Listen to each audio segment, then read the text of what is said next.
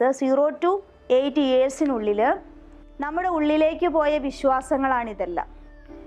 നമ്മൾ ആരെയൊക്കെയോ മോഡൽ ചെയ്തു ആ സമയത്ത് അറിയാതെ. നമ്മൾ എങ്ങനെയാണോ ഈ ഭാഷ പഠിച്ചത്, മദർ ടങ് അല്ലെങ്കിൽ മാതൃഭാഷ നമ്മൾ പഠിച്ചു വന്നത്, ആരും പ്രത്യേകിച്ച് നമ്മളെ പഠിപ്പിച്ചതല്ല. നമ്മൾ മലയാളം പഠിച്ചു വന്നത് എങ്ങനെയാ? ഓരോ വാക്കുകളും നമ്മൾ അറിയാതെ ഉള്ളിലേക്ക് പോയി. ഈ വാക്കുകളൊക്കെ ഉള്ളിലേക്ക് പോയതുപോലെ തന്നെ ഒരുപാട് വിശ്വാസങ്ങളും നമ്മുടെ ഉള്ളിലേക്ക് പോയി.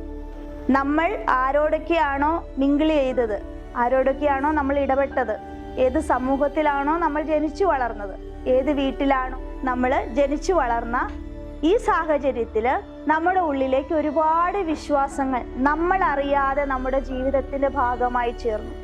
അത് നമ്മുടെ മനസ്സിലേക്ക് നമ്മൾ എടുത്തു കഴിഞ്ഞു. ഇതാണ് ഇപ്പോഴത്തെ നമ്മുടെ ഓരോ സ്വഭാവത്തിൻ്റെയും ഓരോ ശൈലിയുടെയും ഓരോ ഹാബിറ്റിൻ്റെയും അടിസ്ഥാനം.